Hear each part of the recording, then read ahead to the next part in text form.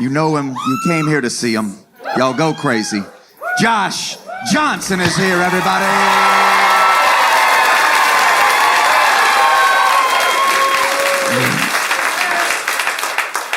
My friends had a baby, right? And a lot of my friends are having babies either this year or some of them already had them last year. Basically, since the pandemic, I guess my friends have had a lot of time together.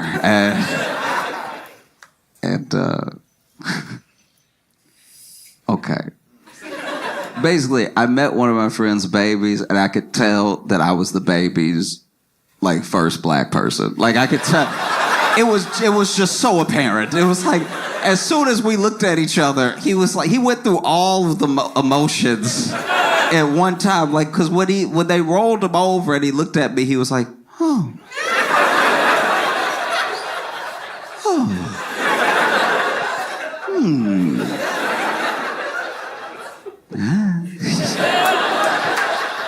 You know? And it was an odd feeling. I didn't even bring it up. I could just tell. You know what I mean? Like I could feel it. And look, I'm not even saying it's the baby's fault. The baby got a white family. Hadn't got around to exploring the world yet, you know? I was the baby's first black person, and it made me think about, I don't know if I fully remember the real first time, but I kind of remember what I at least think was me meeting my first white person. It's very important that the day before this happened, I was at like a family picnic, right? I was at this family picnic and extended family had come. So I'm seeing cousins I don't normally see, and like all of the older people are there and everything. And so some of the kids are playing, some of them running around, right? There was one kid that was running around, knocking a bunch of stuff over, one of my older cousins, right? And he had to be like maybe 8 or 9 or something, but he's running around, and his parents were telling him, hey, slow down or stop or be still real quick. We're about to eat, all that stuff. And then he's still running around, knocking drinks over every once in a while. And finally, my great aunt, his grandma, as he was passing, she did that grandma move where she just snatched him real quick, right? Like, even his parents couldn't catch up. His parents were running like, come on now. She was like, pow, like it was incredible. She snatched the little arm and stopped him right there. And then she looked at him and he looked at her. And then she said through her teeth, so you know she meant it, right? She was like, if you don't be still, I'm going to slap the black off you.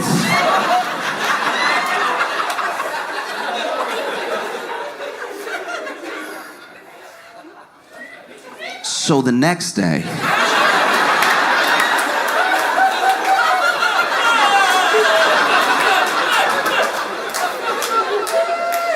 when I met this kid,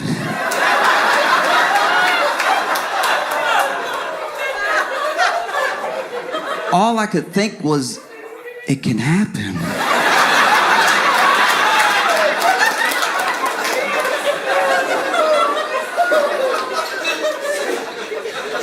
Ooh, I gotta be extra nice to him. Something clearly going on at home. I was watching documentary about like serial killers and like sociopaths and stuff, and how basically they do these profiles where they try to identify whatever these like specific things are with their personality that make them the way they are, right? A lot of the traits and a lot of the signs. And one of the things they were saying in the documentary is that one of the best things you can do for anyone that's suffering from these sort of things is to find it as early as possible. That way you can help them before they do harm, you know? But then they also said that it's difficult to identify some of these traits when people are kids, because a lot of the list of what like psychopaths and sociopaths do as kids is a list of things that kids already do.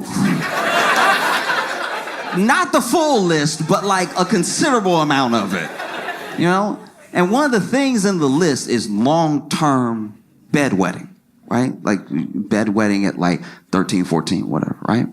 And it triggered a memory for me. Because when I was little, I had to be like 12 or something. I got invited to a sleepover, which was a big deal for me. I'm an only child, you know. getting invited to a sleepover as a kid is like going out to the club as an adult. You know what I mean? It's the same energy. It's like me and my boys ride tonight. And so we got over there and we're having a great time. We're watching movies, we're playing games, we're like in the yard playing football and stuff. But it wasn't until it was time to go to bed that I realized that there was a hierarchy here. Because the kid who invited us, that was hosting us, only had so much room in his room. So his closest friend stayed in his room with him. And the rest of us stayed in the living room, right? And his parents made these little bulgy, like blankets and stacks of quilts and stuff for us to sleep on and everything. And I know it shouldn't have been a big deal to me because we had been playing all day. But if you've ever been to a sleepover, you know that when you're supposed to be asleep is when the good stuff happens. That's when the real conversation is had. And that's when all the memories get made. And I'm out here in the living room with the losers. So I get ready to go to bed, right? And I was laying with this other kid because it was 2 to each for everything.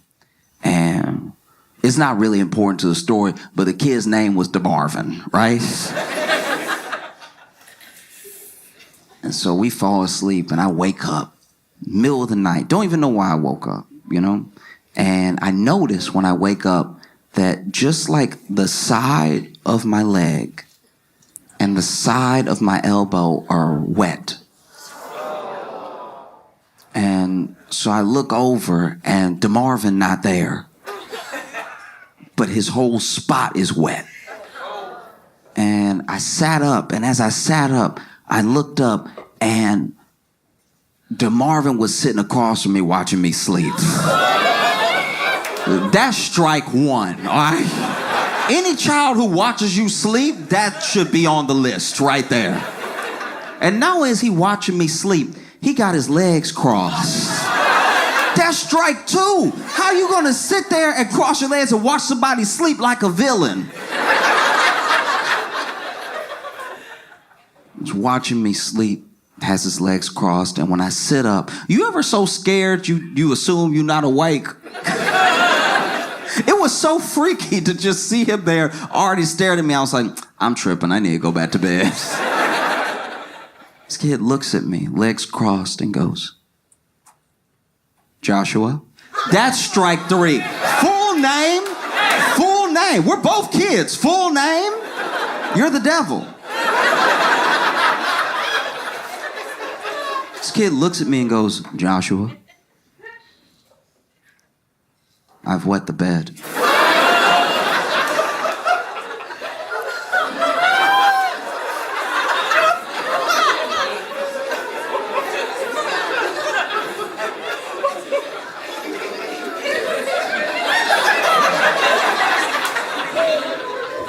But I'm gonna tell everyone it was you. I'm not gonna lie, I was like, what? How does that even make sense? Like, I'm the side of my leg is wet. Your whole spot was wet. People saw you sleep here. What are you talking about? You gonna tell everybody that I wet the bed? And then he goes from this like crazy intense stare to his face softening, and he's like,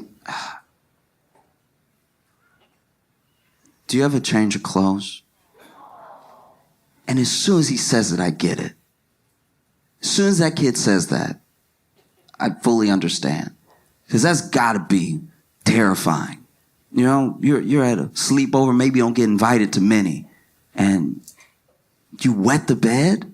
You're around a bunch of 12-year-old boys and you wet the bed. You'll never live it down.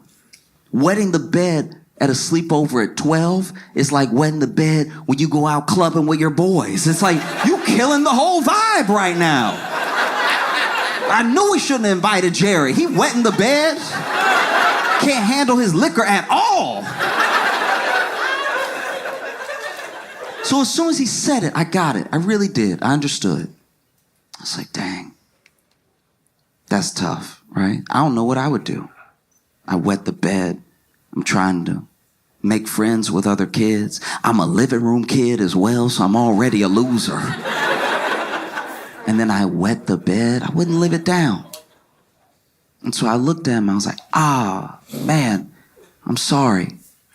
I'm so sorry. I only have the clothes that I have. I don't have any extra clothes. And then he goes, oh, okay. And I don't know where he got it from, but as soon as he said okay, he grabbed a cup of water, he threw it on me, right?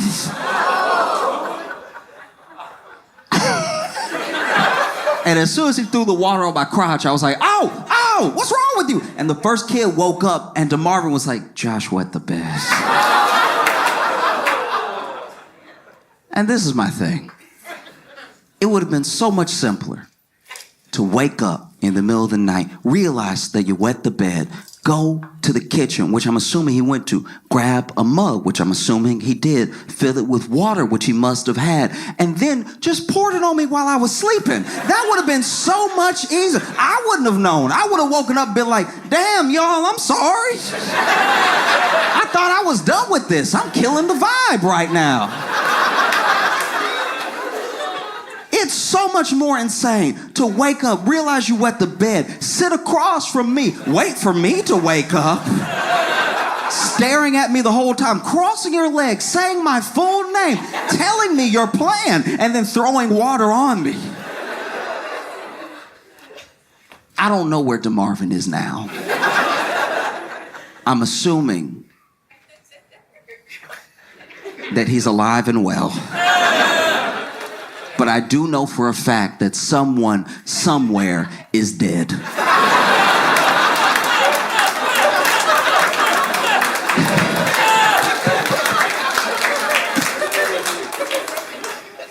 My other friends had kids in like 2022, 2023 and stuff. So then their kids are like at that age where they're like over a year old. They're basically at that age where you keep still saying like months.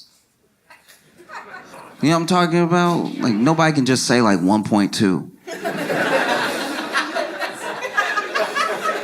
I don't know, it's just as accurate, you know what I mean? Don't make me do the math. Because anything past 12, but I know 12 months is a year, right? I know 18 months, year and a half. Once you hit me with a 27 months, I'm like...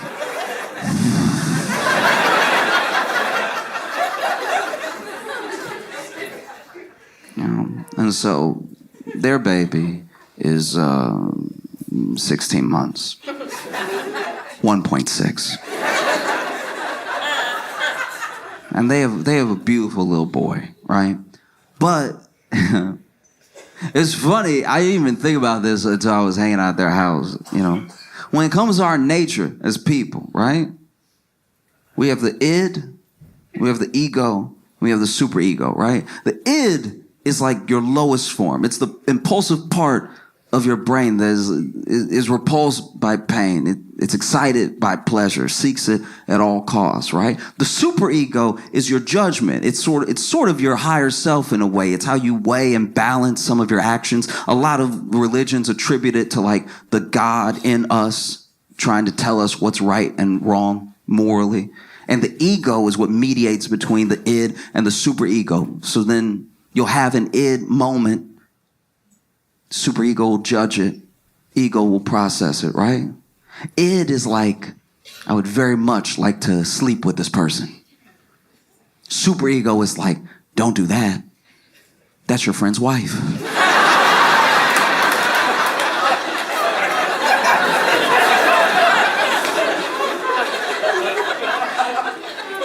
And then ego is like, but she's so hot.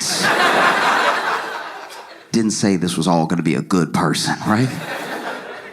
But it's interesting being around babies, because babies are all like cave person. They're all id. They're not weighing anything yet. It's just, I would like to do that. I'd like to not do that. They're not thinking about the bigger picture, right? There was one point where my friend sat her baby down in his little seat, right? And she laid her coffee on the counter, right? And then she had to go grab something else. And as soon as she laid the coffee down on the counter, the baby looked at the coffee And you could tell, and I don't know why I do this, but I always give babies in my head, I always give them deep voices when they're thinking, right? Because I saw the baby look at the cup and was like, the coffee is in the cup. But what if it wasn't?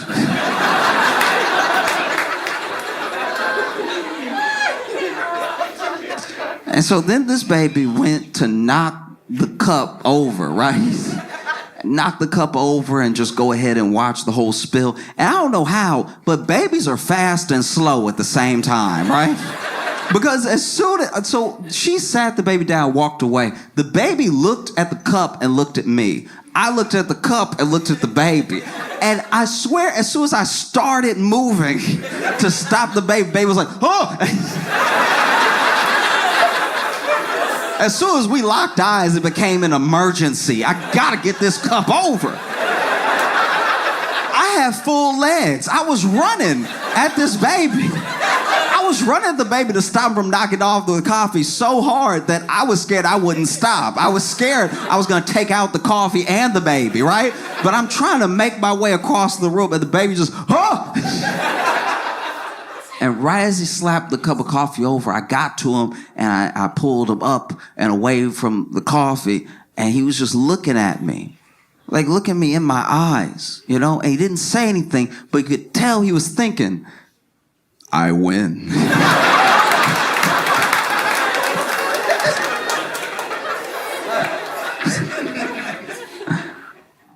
I don't know if y'all saw what's happening in LA.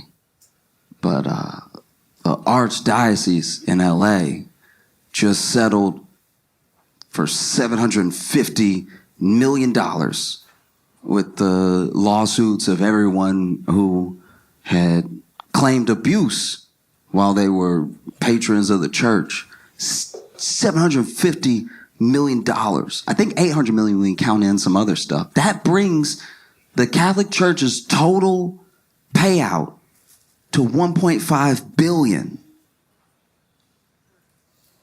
Anyone else would be closed.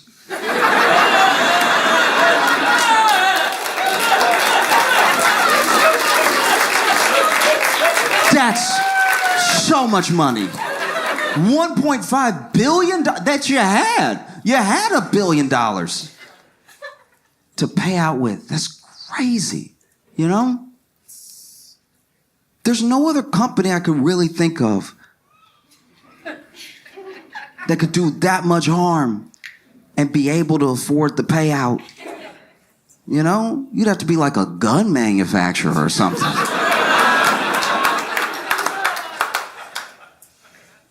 It's so jarring, you know? I think that's what really bothers me about it. It's like there's the payout.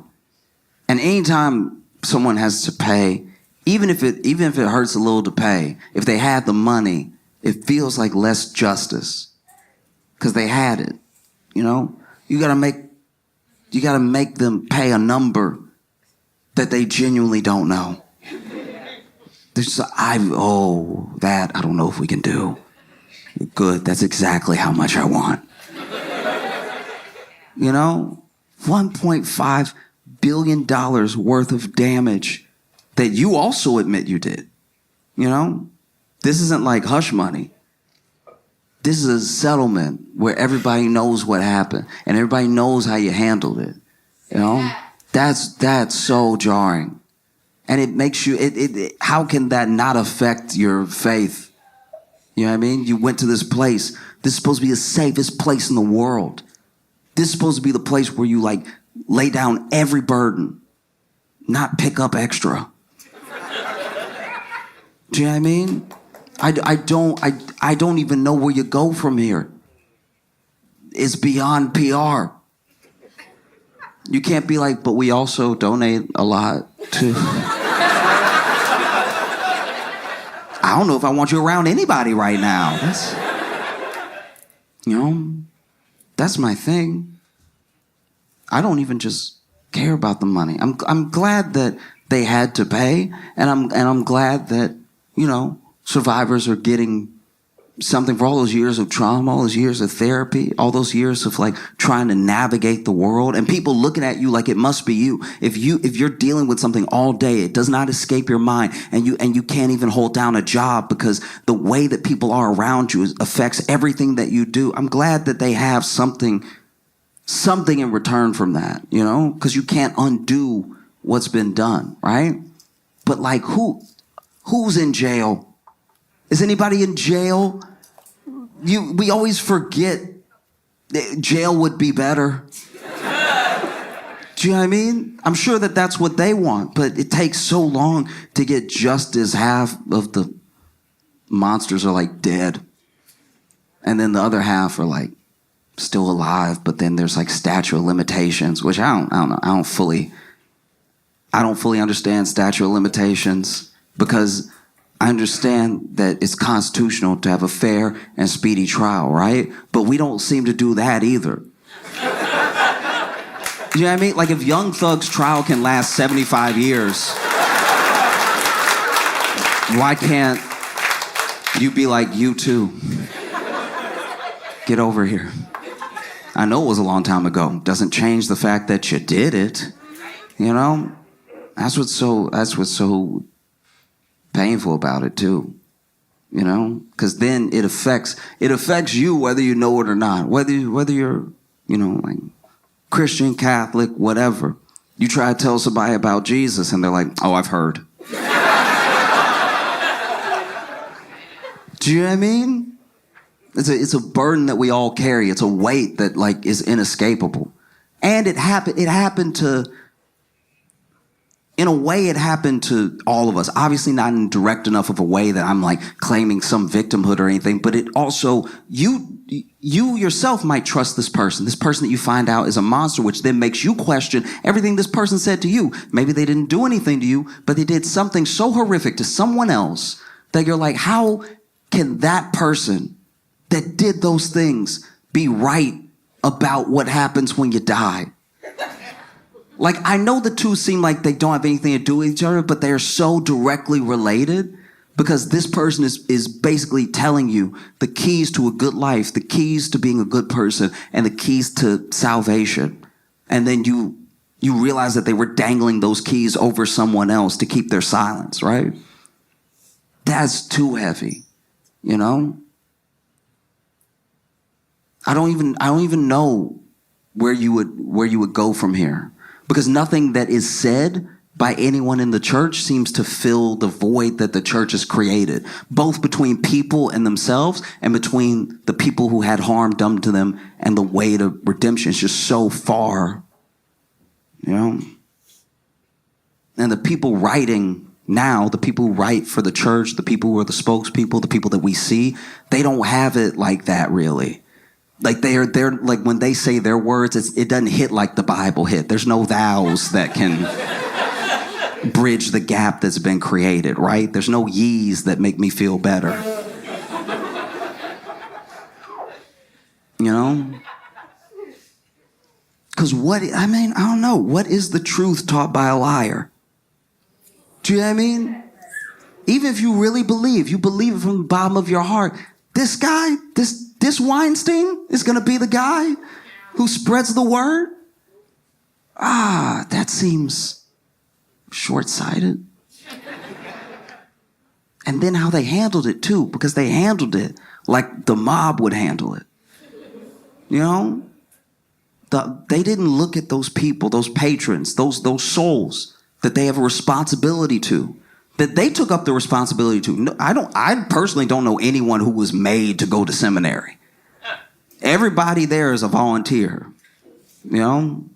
And so you'd find out. Sometimes it was the priests themselves telling their superior, I got a problem, right? And the superior was like, we'll get you out of town.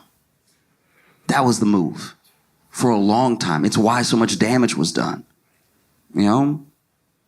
If your toilet is broken, you get it out the house. You don't move it to another family's house to ruin their life. Do you see what I mean? You know what I mean? And it's just, I don't know. I know I kind of like land on this thing a lot. And so maybe I'm doing the point a disservice, you know? Because a part of me hopes against hope that I don't care how it happens. I want everything that those priests were teaching to be real, right? I want it to be the truth. So that way we all know in our hearts that there's a hell.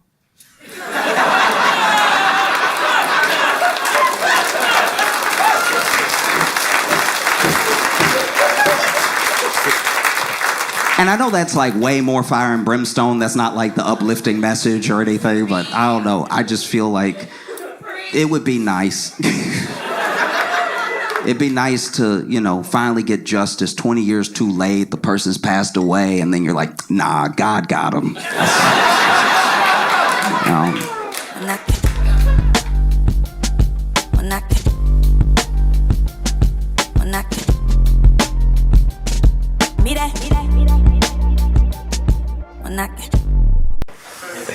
Have y'all seen the Civil War taking place? All right. If you haven't heard, that's fine. That just means you live in a functional life because what I'm talking about happened on Twitter. Elon Musk came through and was like, hey, we actually really need in America H-1B visas.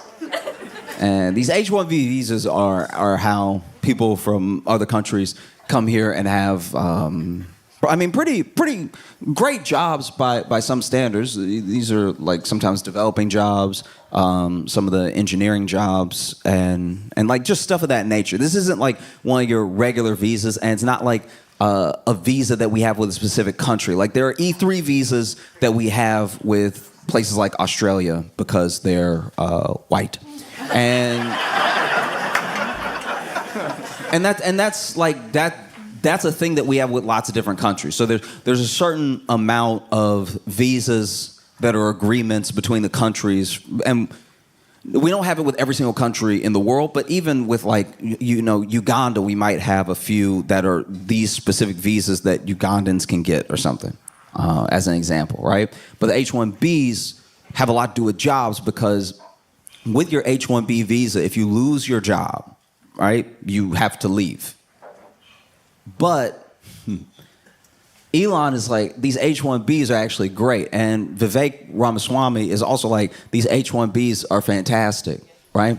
Now, the reason that billionaires like H-1B visas is because people who are very talented from other countries will come, and they're usually, not always, but a lot of times are sending money back to their home country for their family, right?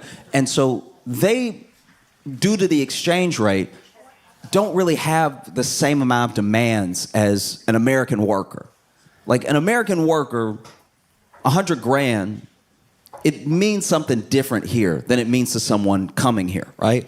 $100,000, you might still be like, okay, I'll have a place to live, but I won't be able to do much. I can't take a vacation. If I get hurt, I'm immediately going to go into medical debt because I don't have insurance. Like $100,000 is a lot of money, but you're still thinking about how you're going to move through life as an American, right?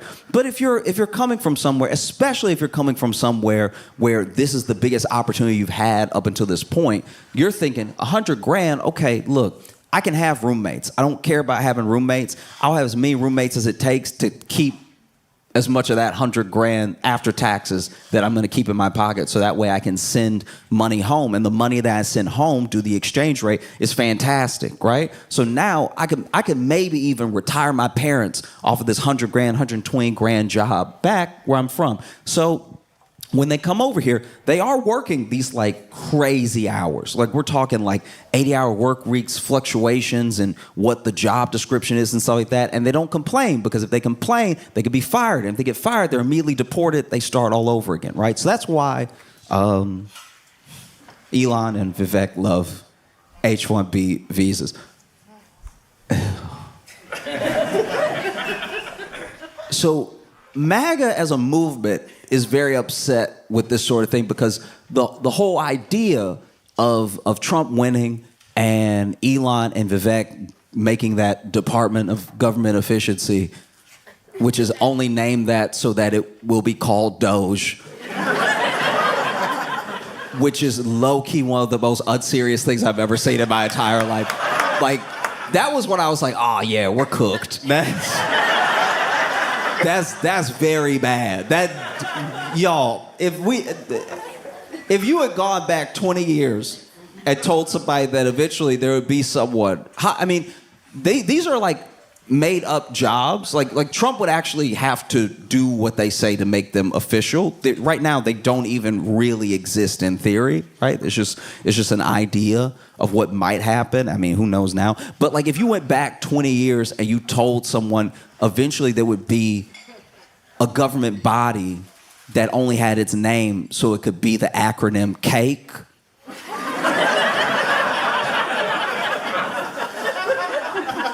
I'm sure that person 20 years ago would ask, when did all the smart people die?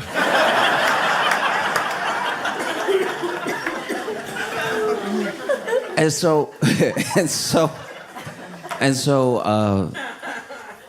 Vivek tweets and Elon tweets, and everyone, I don't know, is so mad. Okay, so basically, MAGA sees the H-1B visas as like taking American jobs, and not in a Mexican immigrant way. Not in the way of like, they're coming over here and they're selling fruit.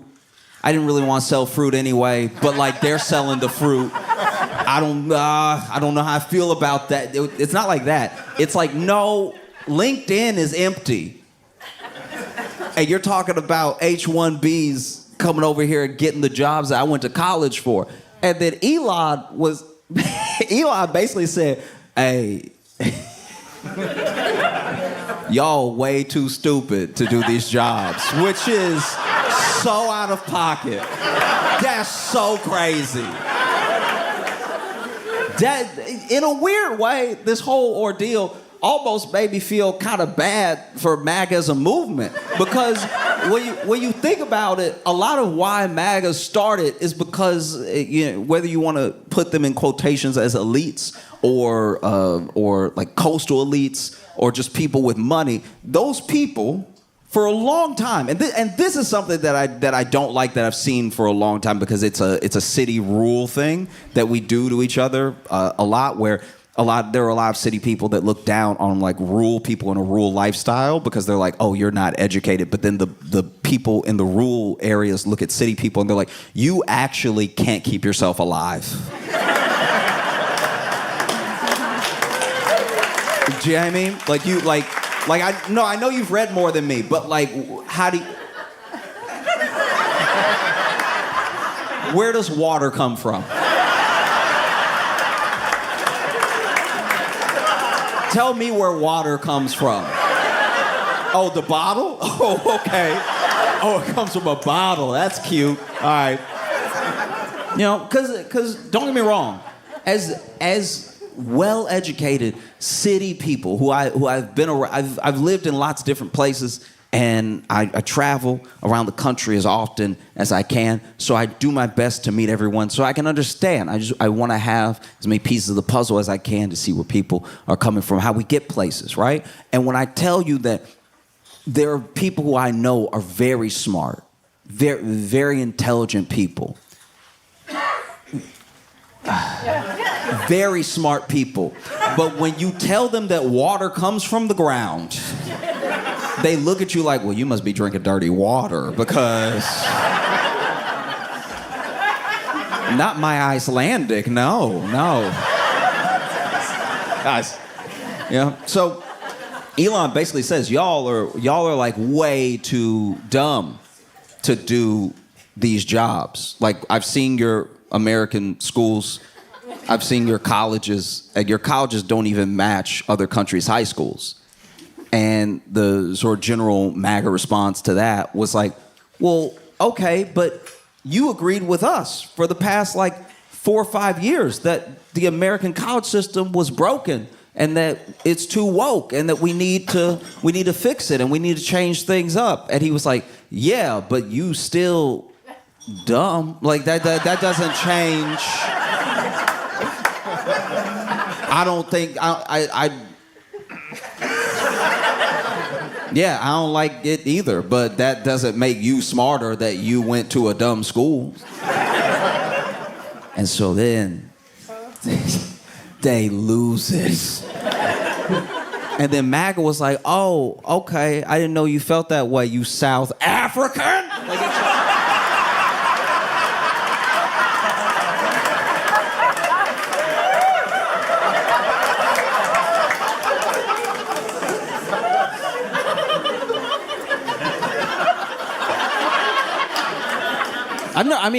It's hard to find a whiter man than Elon Musk. Like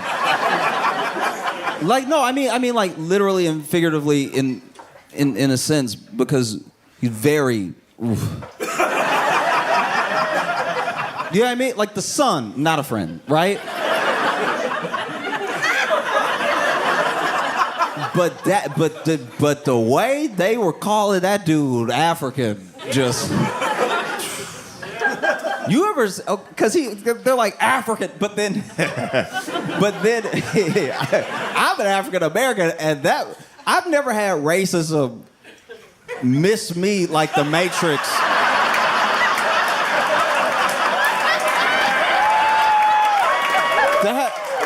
That like nearly broke my brain. But they were like, "You African," and I was reading it like, "Oh yeah, that oh geez. Wow, okay, all right." Elon has the most money in the world, the richest man in the world, and this is how you know that the path to riches is a dead end. Because this man has always had money, and he has more money than anybody. And he plays with different people. Sometimes he's number 2 for like a day. Sometimes he's number 1 for a week. But he's richest man in the world, is safe to say, right? I'm sure somebody can pull me up 4 months from now and be like, actually, this other person. It's like, yeah, for 20 minutes. But like, it's richest person in the world, and he's still deeply, deeply missing everything about what a joyous life is. He's the richest person in the world, right? But out of all of that money that he has, all of the money he has, and he has almost all the money that he has, right? He has a cartoonish amount of money. All the money that he has, he wants nothing more. I can tell you this right now, just from watching his moves, just from watching him talk, just from watching how he's interacted, even in this little spat that he's having. I'm not saying that this is the end of MAGA or something, or that the Republican Party's gonna fall apart. I'm saying that just this glimpse, this dude has all of the money in the world. He can have anything that he wants except acceptance, except like actually being in a room and knowing that everyone wants him in that room. He cannot buy being cool. He cannot buy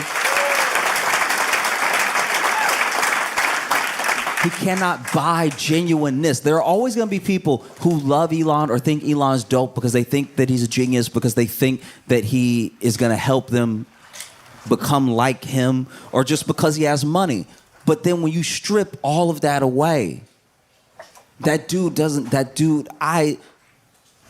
don't know Elon, and I don't necessarily care for much of what he does, but I know a person hurting when I see it.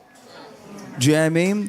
I know like a hurt individual when I see it. And this dude has not stopped tweeting since they call him a South African, like since it happened. They have been coming for this dude's neck nonstop. And it's like sometimes I don't know. Sometimes you see something, you're like, oh, that's a lot. You know what I mean? Like, I'll tell you how I feel about what's happening to Elon right now. And all right. This may just be me, but there's a video online of this guy. This is right when the Popeyes chicken sandwich dropped, okay? And if you remember that was a time to be alive. You would think that Popeyes didn't serve chicken. You would think that something revolutionary was happening because they took the chicken that they already sell and they put 2 buns on either side of that chicken. People ready to fight over this chicken sandwich, and they were running out, not of chicken, of the sandwich, which means they were only running out of bread. And people were losing their minds over it. They could not. What do you mean you want a chicken sandwich? I waited in this line for 5 hours to get this chicken sandwich just to bite a piece of chicken and with bread on either side of it. I've been waiting all day to have this chicken sandwich. Meanwhile, Chick-fil-A was next door being like, y'all, we hear all the time. Like, it's like, nobody wants that right now. I want the Popeyes chicken sandwich. And so there's a video where this guy is, I believe he's in Georgia. He might be in Atlanta, which also makes this thing very poor judgment. But this dude is in Atlanta. He's a white dude, right? And everyone else in the Popeyes is black. And I don't know how long he's been waiting. I don't know why he's so mad, but he's stomping around, right? And he's stomping around and getting in people's faces and stuff. He's like, "Where's my sandwich?" And then finally he goes up to somebody. He's like, "Get out of my way now!" And like it's just going back and forth, right? And then finally his sandwich is ready. He snatches the sandwich. He's like, "Give it to me!" And then he pushes somebody out of the way. And the person filming him is just like, "Oh no." Fast forward like 5 seconds, maybe 10. He's in the parking lot, sort of folded up. Because somebody beat his ass. Because, you know, yeah. And so then, and not only are they beating his ass, but he's clearly folded up and sitting down now, and they've still put a hand on his shoulder just to create leverage and are like uppercutting him a couple times, right? And so then after like the second or third uppercut, they walk off with his bag, and the person filming goes, "Oh, y'all ain't gotta take a sandwich though."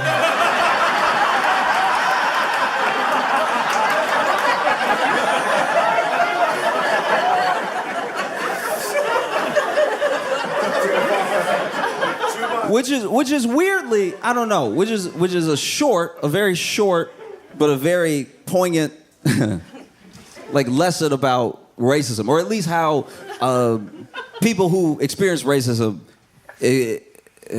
treat the people who are racist towards them, right? Because even in this hateful thing, there's this line that's like, "Oh, okay, but that was enough." Do you know what I mean? And so when there are people who rarely or never experience racism, and it's a new feeling, it's a new type of anger, it's a new type of hurt, they're not gonna know what's enough because they're not practiced in what it feels like to find a level with it. Do you know what I mean?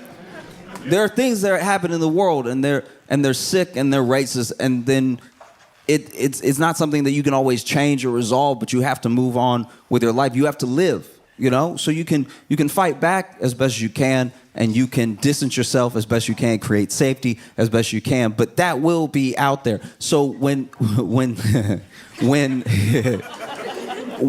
like someone who is not used to the practice of dealing with that thing feels it for the first time, nothing will ever be enough. And so because nothing is enough, they went after Elon in a way where I was like, "Oh, y'all ain't got to do all that."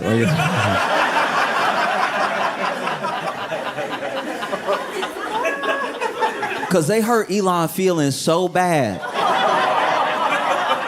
that this dude went on a burner account on Twitter and join Space. If you don't know what Spaces are, it's where you can talk. It's literally just like this chat room, this like audio chat room where everybody can talk, or just the moderator can talk or whatever. And he went in this audio chat room with a voice modulator and started defending himself with the voice modulator, being like, actually, like Elon like a good person and stuff, like.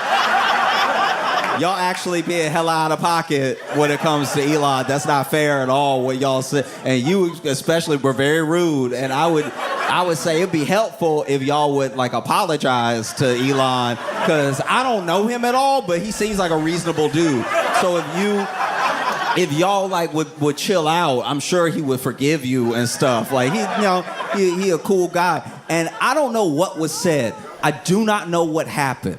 But something was said that was so, I'm assuming, hateful or out of pocket or just wrong that I don't know how this happened.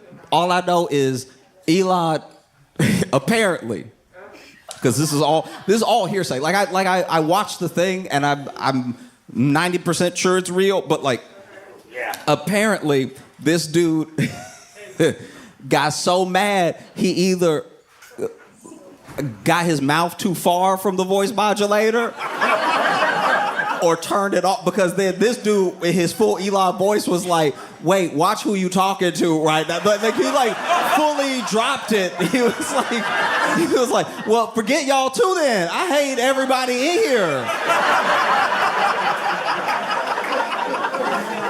Y'all can all go to hell. Because then Vivek also tweets one of the oddest. First of all, it's too long. This is another thing that happened, because as soon as they took that 150 character sort of like thing off of Twitter, and it kind of killed the thread of Twitter, because the thread was how you knew you were telling a good story. Like the thread, I've read threads that were 220 parts. Because every part, there was no fat on that story. The whole thing is so insane. And every 140 characters keeps you hooked for the next 140 characters. I've read Twitter threads that should be movies, right? Because you had to use an economy of word. You had to actually be a writer to convey your ideas, and you did it in the long. I was scrolling for the entire afternoon. And even when I got to the end, I was like, damn. And now, you can just do the whole thing. So then Vivek does this whole thing, and he's like, basically, if America wants to win, and if Americans want to win, and by the way, when I say Americans for a little while here, when I say Americans, there's a subtext for everyone talking that they mean white Americans. just so you know, because sometimes people say Americans, and then well-meaning people go, no, we're all, and I'm like, all right, So Vivek is like, if Americans want to win, then, it comes down to culture. And right now, your culture is trash. It's basically... It's basically a bunch of jocks looking at people who read like they're the dumb ones, even though the jocks are the dumb ones. And we're obsessed with pretty stuff, shiny stuff and everything. And if you pick up some books, and if you do a little less, Instagram, whatever you do, maybe you'll be worth hiring. That's at least how it sounded. And I was not that pressed about the whole Vivek thing. One, because I knew he wasn't talking to me. And two, because I've heard this sort of thing my entire life. No one is more used to this type of condescension than black people. You know what I mean? Because with black people, we're the ones where we're like, hey, I did all the stuff you said to do. I went to the right school, actually got a scholarship. I did the internship, and I am passionate about this field. Can I get a job? And they're like,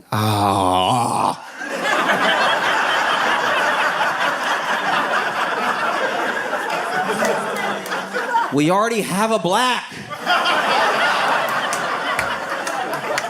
We already have a black. His name is Mike, because he tricked us.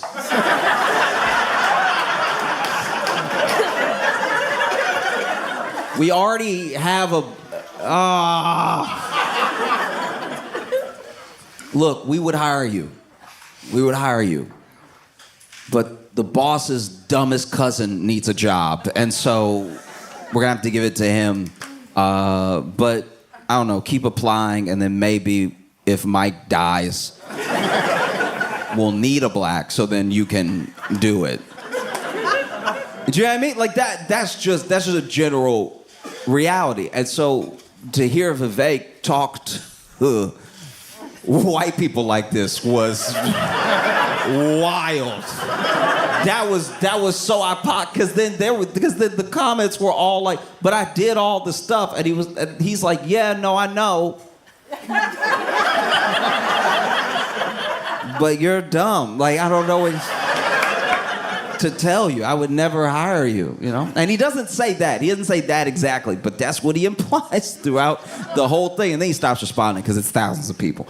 But I don't know. There were so many people that came out and they were like, look, what the whole reason that we joined this MAGA movement, the whole reason that we thought Trump being in office was a good thing is because it would mean more good jobs for Americans. And look, if you genuinely believed that, then I don't. You know what I mean? No, I'm not being a dick. I'm saying, like, if you genuinely believe that, then like that's bad. You know how?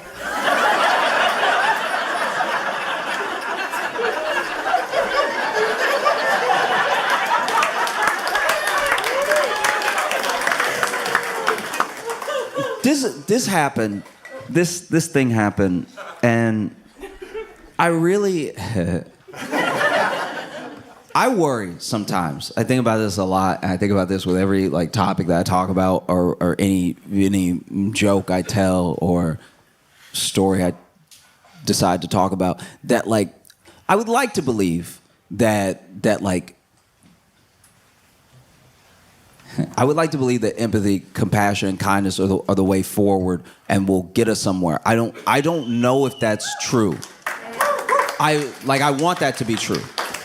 I think if you make your obsessions community, culture, connection, and compassion, then I think that there's a way forward. You know, I don't know if that is right. It might be incorrect. It's what I've chosen my best to do, and I'm human, so I'm probably gonna mess it up a lot.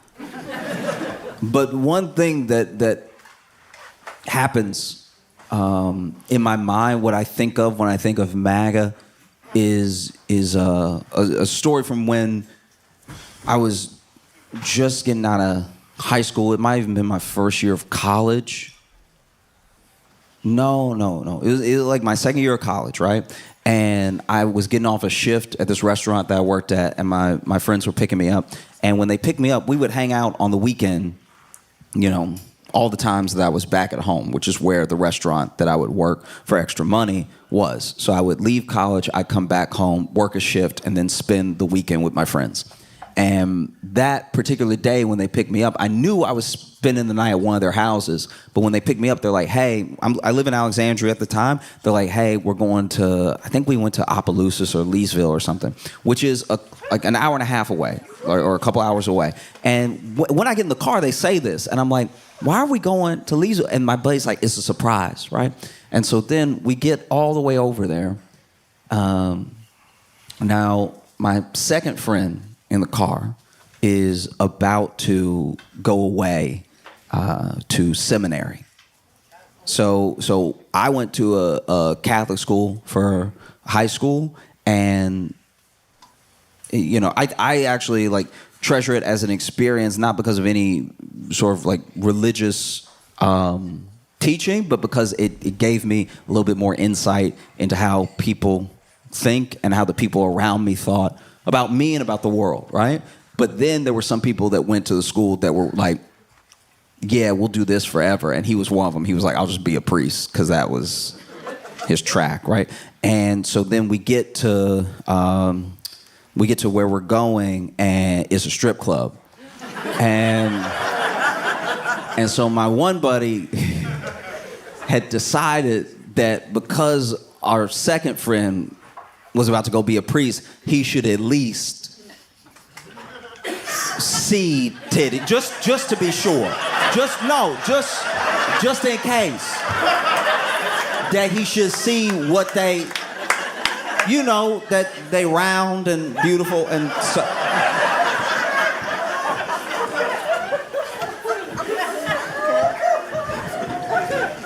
And so then, you know, we go inside and I'm okay.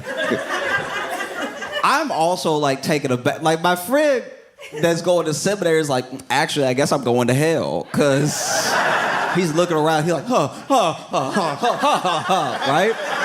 I'm just generally slightly uncomfortable because I was like a late bloomer, sort of like accepting myself and like accepting my, I guess the way I come off to people and stuff. And so I'm still like this awkward, tight, you know, as soon as I walk in, right? I'm nervous, and he's nervous for like different reasons. He's like, you know what I mean? And so then our buddy who took us, who was driving, buys my friend who's going to seminary lap dance. And so it's not just any lap dance, it's a lap dance in the private room. And so I was like, you gonna get that boy a heart attack, and then he gonna die, and then he gonna be there, and then be like, look, I did everything right, but I will say I did die at a strip club. That shouldn't even be on me because I didn't know we were going there. But she started rubbing up on me, and it was too perfect. I thought it was one of your angels, all right? And so then I got excited, and then my left arm started to hurt a little bit, and now I'm here. But that shouldn't even be on me, okay? I didn't drive myself. I didn't do it. And so then, you know, he goes private room, lap dance, and he comes out of the room, a new man. The dude comes out of the room. I don't know what happened in the room. I'm assuming dancing, but this dude walks out of the room like he had to do all the dancing. He walked out the room disheveled.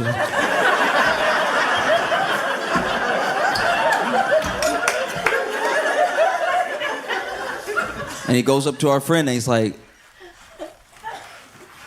do you have money for one more dance?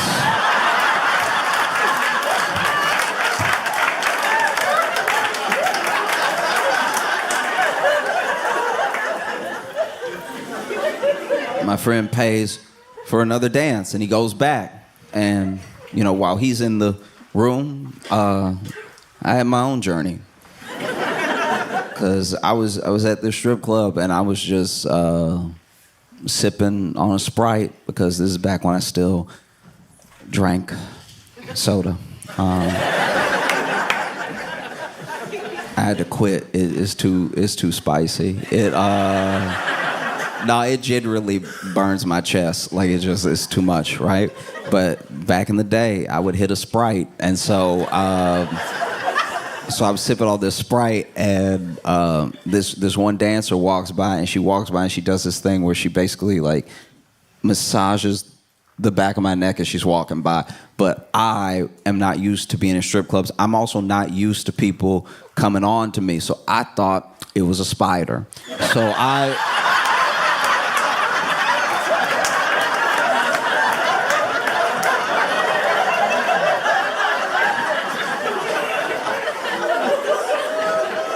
And so I thought it was a spider, so I started swinging. And I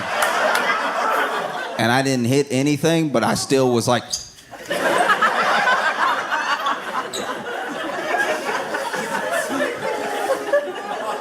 And then later, another dancer came over and she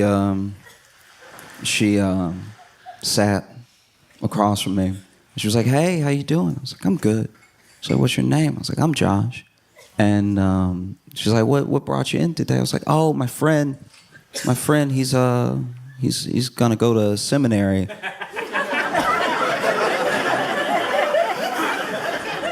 And so we brought him here.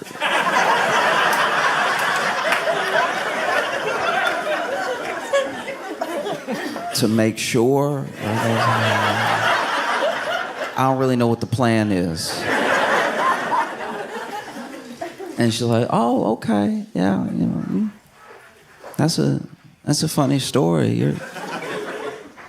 You're funny. And I was like, I didn't say anything funny.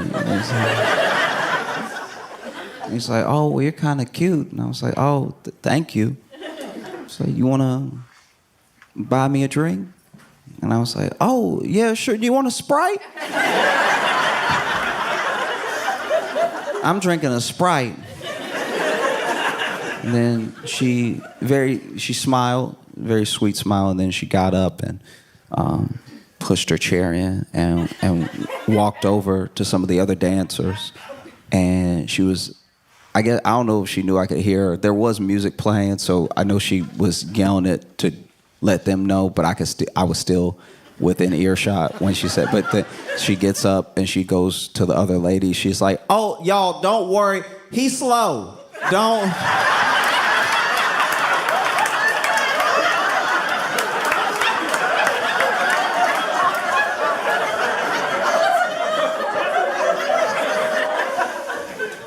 And so then our friend who's going to seminary comes out after the second dance, and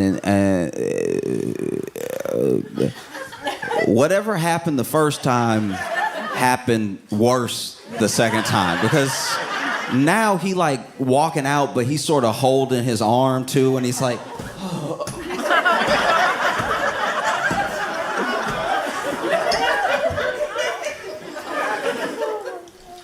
do you have money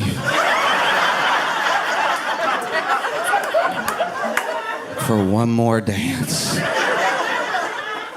Our buddy gives him money, and he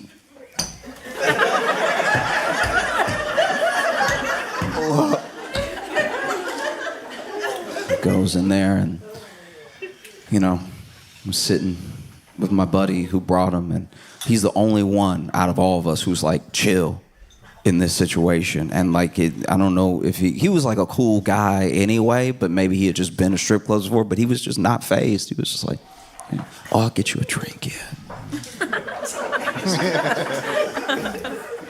And then our buddy comes out, of the private dance room, and honestly, nothing working. I was worried that he had lost his sight, because he walked out like,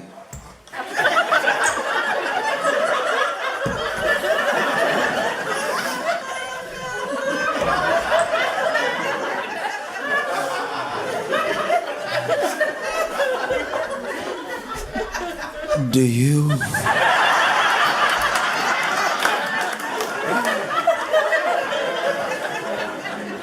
And our friend says, I'm sorry, man, but that's all the money that I had. It's probably best that we head home now anyway. And we get in the car. We're headed back. And it's not that long before. It's not like silent. We play a little music and stuff, but nobody's really talking. And then finally, our buddy that's going breaks the silence, and he's like, I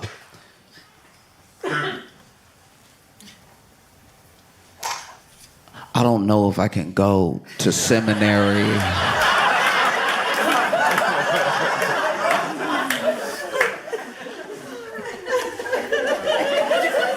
In that moment, I had my own dilemma, because I was like, does that shouldn't land on me though. Like I shouldn't. That shouldn't be any of my hell though, because we technically broke he was a pre-priest, but like there's gonna not be a priest now because of what happened tonight. But that's not on me, because I didn't drive us here, and I didn't have a ride. So then and Uber wasn't a thing yet, so I couldn't have gone. And it would have been too expensive anyway, so I was just along for the ride, and now I'm in here, and then he talking about he not gonna...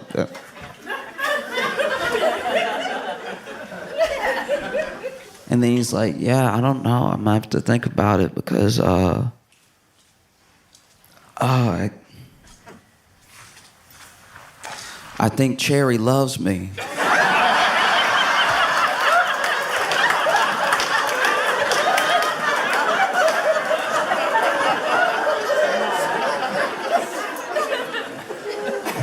And I think I love her too. And so when I think about MAGA,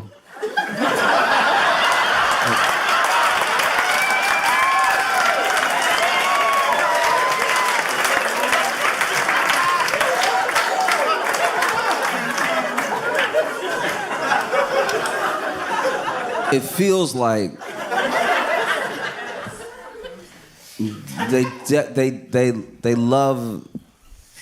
they love this dude, and he thinks, oh, I have their love, I'm good.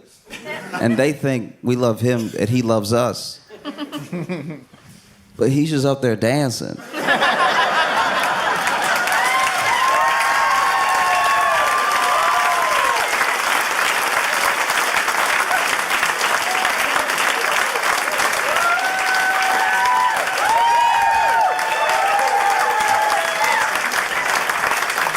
And don't get me wrong. Don't get me wrong. He is good at dancing. He is. Like when you watch him dance, you're like, that was at least funny, or it was like, oh, that's so weird. But no matter what, no matter how he dances, everybody talks about it. You know? And I think that with Vivek and with Elon, you know, they're real businessmen. And so they think about their business and how to improve it, how to make more money, how to make sure that they have people that aren't going to unionize, aren't going to stir up trouble or anything. And MAGA is genuinely in this place. You don't get to MAGA in a vacuum, you know? Yeah, I mean, I think there's a general social contract and understanding of what America is supposed to be for Americans, and the differences that we have, the way that we butt heads is the interpretation of that contract, right? For some people, that contract is just the Constitution, and they actually like live by it. They're actually like, no, it says this, so we should do this, right? And that's one way to take it. That's fine. And then there are people like me. There are people that at any point in American history have been deemed different or other, that see the contract as something that you might get by happenstance of having money, but is not going to be given to you outright. And then there are white Americans who believe in the contract, and they believe a part of the promise that's like unspoken, which is all of this, you'll have access to all of it. All of this is yours by virtue of you following the rules and doing what you're supposed to do because this is your country. And so when Elon and Vivek, who are not the right white, do you know what I mean? Because when Elon crossed MAGA, he became a South African real quick. Like that was. And Vivek, I don't know, y'all, bro, you were never in. Like you were never. But when they made these points, and when they gave a lot of that movement what is genuinely some of the hard truth, it's like, all right, if you think college is broken and woke and whatever. If that really is your opinion that you hold, then you do your best to change the thing. You don't throw the thing out. You don't go, guys, I don't like gender studies, so now math is also gay. Do you know what I mean? Like if you don't like gender studies, then don't major in gender studies. Like that's a quick and easy path to not have to deal with gender studies. This should just be like, I will just do the And so I don't know how the war is going to end. You know what I mean? I don't, because is weird. I thought this would take at least until February.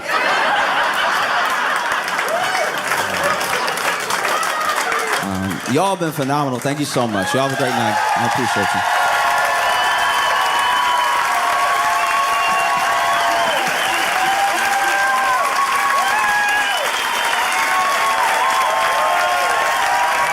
Give it up for Josh Johnson.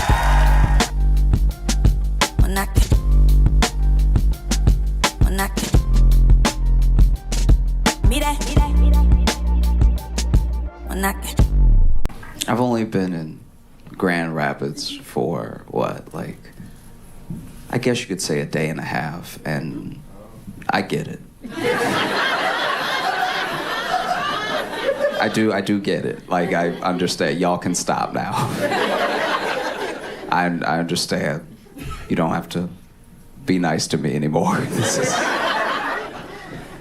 Y'all come in aggressive. Y'all are like truly like an opposite New York. Y'all come in real hot with how nice you are. Like it's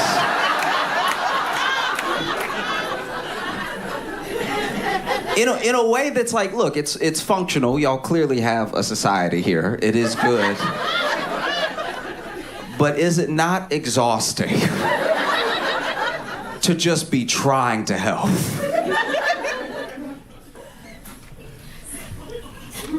My shoe was untied. Okay, my shoe, I was walking and my shoe was untied. I was getting to the light as I was walking, and a guy was like, "Oh, your shoe is untied." But he pointed so low that I couldn't tell if he thought I didn't know where my shoe was or if he was about to tie it for me. Because my man, he's like, "Your shoe is untied." I was like, "Oh."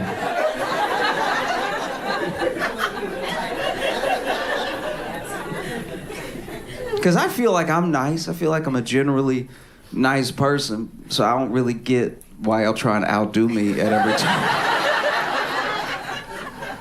I'm like one of the nicest people in New York, and then I come here and I'm like, yeah, y'all win. This is genuinely a lot. I appreciate it though. It's nice to get a break. It's nice to get a break from like eye contact leading to a fight. One time I was on the bus. A lot of my stories that are in New York start on the train or bus because my life is not going as well as I'd like. Very few things I tell you about will be in a car. I was on the bus and I was just sitting there and I think I was on my phone or something. And I just casually looked up. I don't even know why I looked up. There was no noise, there was no anything, but I just casually looked up and there was one dude across from me already looking at me. So I look up and our eyes meet. And he goes, "What'd you say?" I'm like, there's no way. There's no way you thought I said anything.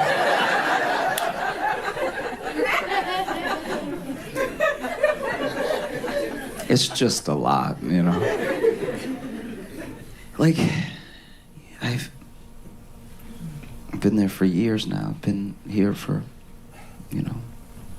day and a half. And it just, okay. Like, y'all won't even let somebody be lost.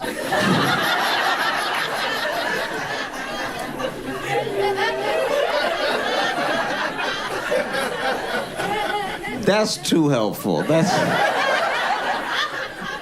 Gotta let people make their own mistakes.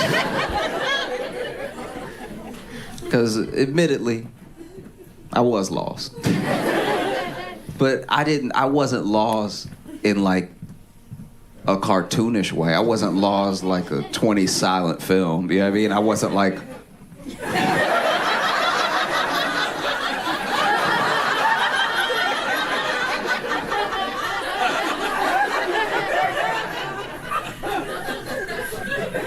I just looked down at my phone and looked up and looked down at my phone. And when I looked up again, there was just a guy there. And he wasn't just there. He was like, "Can I help you?" And I was like, does this dude work at Grand Rapids?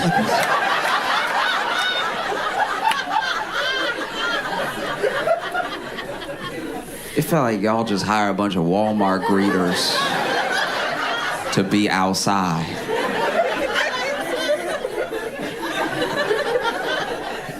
Because it's just unsettling, you know? And so I'm clearly lost, you know? If I'm lost from this far away, then I just admit it. And I'm just like, oh yeah, I'm trying to get over here. And he's like, oh, it's right around the corner. I'll show you.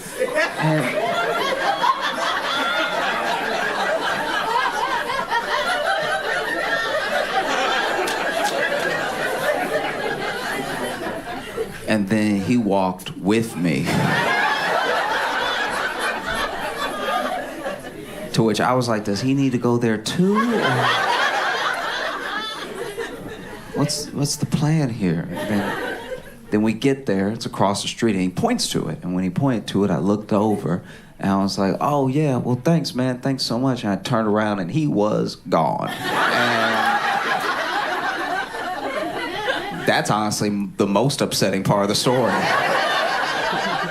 Because now I'm like, did I imagine him?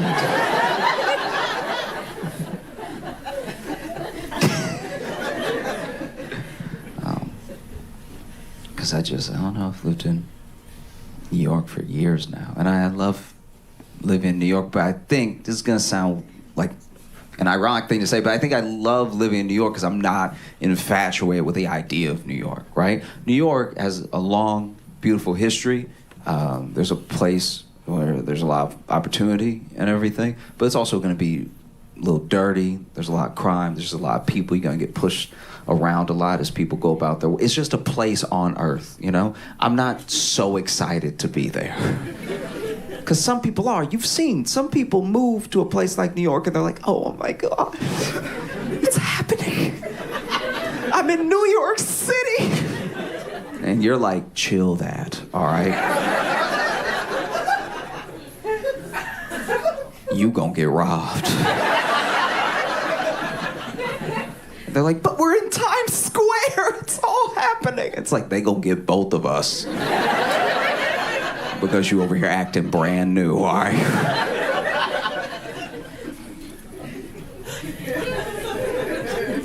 I almost got robbed.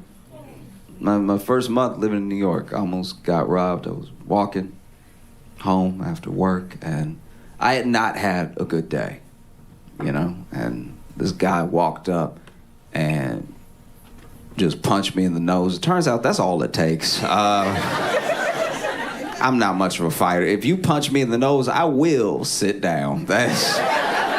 It's almost immediate. It's a reflex, really, because this man punched me in the nose and I sat down on a fence immediately. And I don't know if I said out loud or I just thought in my head, but when he punched me, I was like, I need a minute.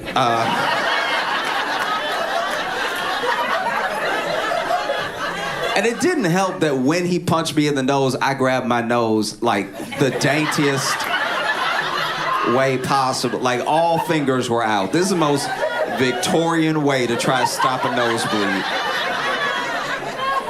This is devastating. I didn't even know this is what I do in that situation. I was just sort of put there, and then this is how I reacted. You know what I mean? So I'm over here clenching my nose as hard as I can.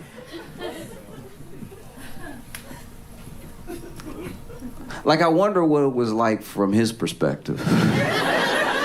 Like, if he punched me in the nose and then immediately saw me grab it like this, it was like, did he already have a nosebleed coming? Like, how did he... But this dude punched me in the nose. I sat down, and out of nowhere, this dude, huge dude, ran up and pushed this dude out of the way. And he pushed him so hard, he pushed him down, right? And so he slammed to the ground. He looked up. He saw that big dude. He must have thought we were friends. And so he took off. But I'm sitting there wondering if I look like such an easy target that somebody saw me getting robbed and was like, I could do better.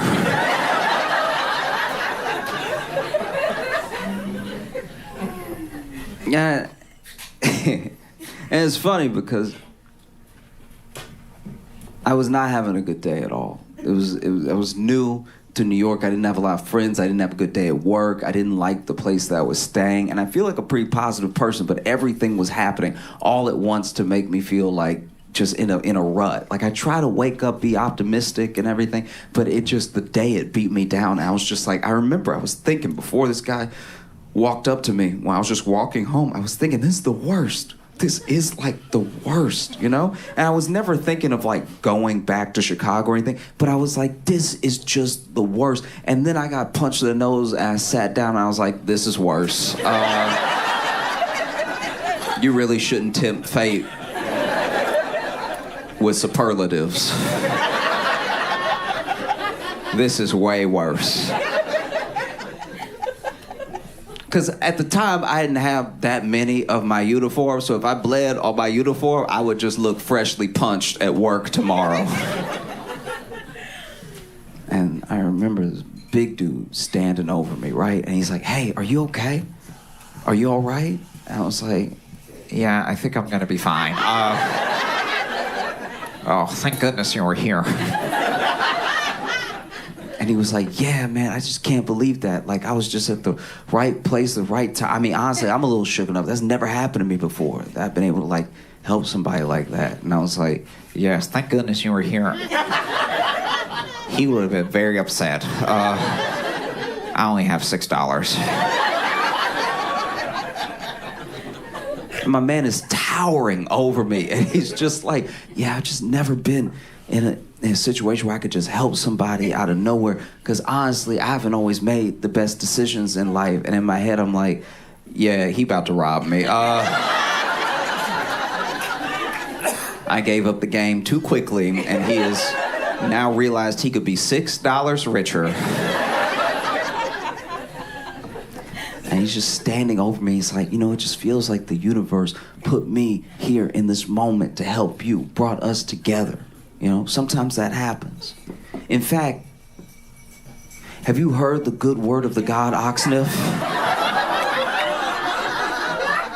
The god Oxnif of the planet Mars? And I was sitting there like, this is worse.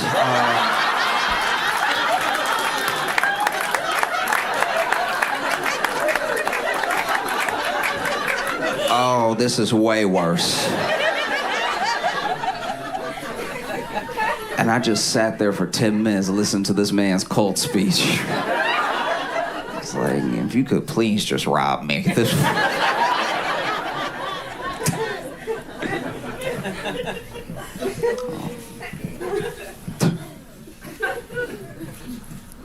Because there's a lot going on in New York. There's a lot of crime.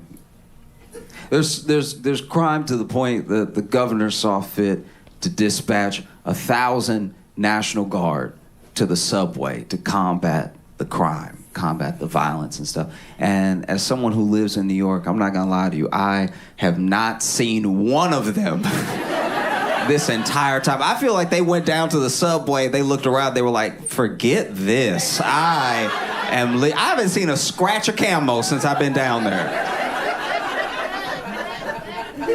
Because I've been looking for them, too. Sometimes something will happen, I'm like, oh.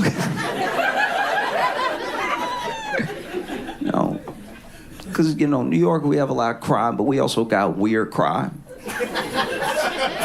We got some of the weirdest crimes you can imagine. A dude in the Bronx got robbed with a cowbell. And I know you're thinking, how? But look, it's metal. It hurts. And especially as a cowbell literally ringing while you getting hit, you must think like, where are these cows? You get your bell rung in the back of the head by a cowbell, you're like, where is it? Am I getting stumped out by cows right now? There was one dude that got a bunch of assault charges because he was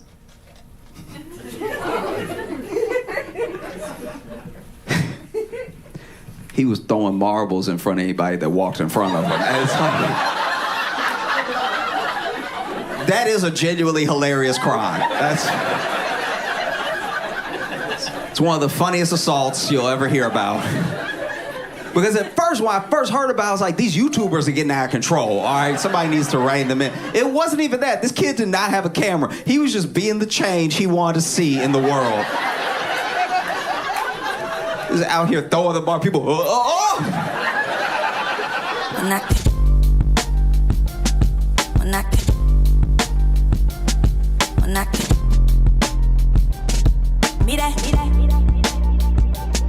When I